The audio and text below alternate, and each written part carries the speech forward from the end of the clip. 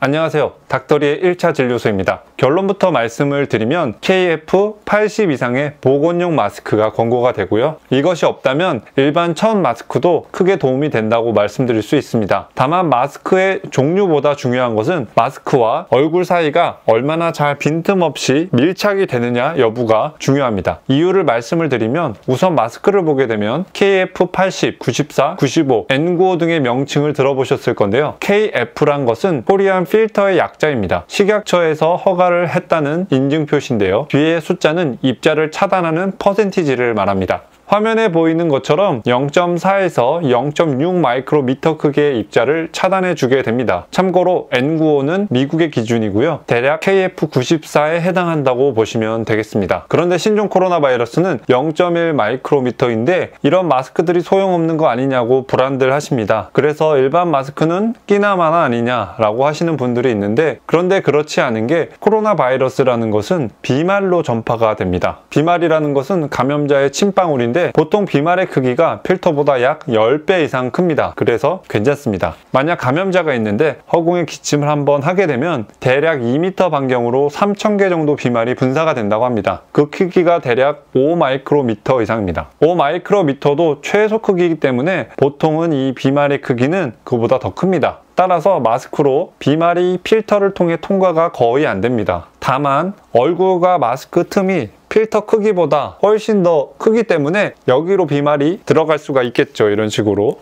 그렇기 때문에 밀착 여부가 훨씬 중요합니다. 실제로 2015년에 메르스 사태 때 보면 마스크를 코까지 펴서 가리고 쓴 사람은 메르스에 걸리지 않았는데 입만 가린 채 마스크를 대충 썼던 사람은 메르스에 걸렸던 사례가 있습니다. 이렇게 비말이 마스크의 앞면에 이렇게 묻게 되면 대략적으로 보통 2~3시간이면 다 소멸이 됩니다. 하지만 이때 손으로 마스크를 만지고서 다시 이 손으로 눈, 코, 입을 비비게 되면 그때 전염이 일어나게 됩니다. 그래서 한번 쓰고 난 마스크는 버리라고 권고가 되고 있습니다. 그리고 재사용에 대한 많은 말들이 있습니다. 근데 이것이 필터 성능이 떨어져서라기보다는 바이러스가 묻은 마스크를 소독을 하려고 오히려 만져서 옮길 때 이 손은 이미 감염이 돼 있겠죠. 그렇기 때문에 한번 쓰면 버리라고 권고가 되는 겁니다. 이처럼 마스크는 물리적으로 바이러스를 막기도 하지만 기관지의 온도를 따뜻하게 유지를 해주고 건조해지는 것을 막아서 열과 습도에 약한 바이러스를 소멸시키는 데 도움을 줍니다.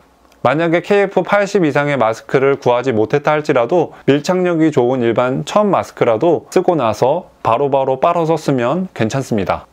이외에 짧은 Q&A를 말씀드리겠습니다. 장갑은 껴야 되냐? 이런 질문들이 있었어요. 저는 안 끼는 것을 추천을 드립니다. 이유는 코로나 바이러스라는 거는 우리 피부에 닿았다고 해서 감염이 되는 게 아닙니다. 바이러스가 직접 비말로 들어오거나 손을 통해서 눈과 코와 입의 점막으로 들어와서 감염이 되기 때문입니다. 그리고 장갑에 묻은 바이러스를 바로바로 빨아서 제거하기가 어렵고 오히려 오염된 장갑으로 인해서 눈, 코, 입을 만지게 되면 오염이 더 쉽게 될 수 있기 때문이죠. 차라리 손을 자주 씻는 것이 감염 예방에 훨씬 좋습니다. 코로나 바이러스의 감염 후의 치료 과정은 먼저 음압병실에 격리가 된 후에 충분히 영양을 섭취하고 증상 조절을 해줍니다. 특별한 치료제가 없기 때문에 이러한 보존적인 치료를 통해서 환자 스스로 항체를 만들어내는 시간을 벌어주고 감염을 차단하는 겁니다. 보통은 2주면 거의 완치가 됩니다. 그리고 마스크와 손 씻기 이런 거 외에 다른 예방법은 없냐고 물어보시는 분들이 있는데 그거 외에 좋은 방법은 껌을 씹는 겁니다. 껌 같은 걸 씹게 되면은 구강에서 침이 분비가 되는데 바이러스는 열과 습도에 약하기 때문에 이것을 이용하는 겁니다.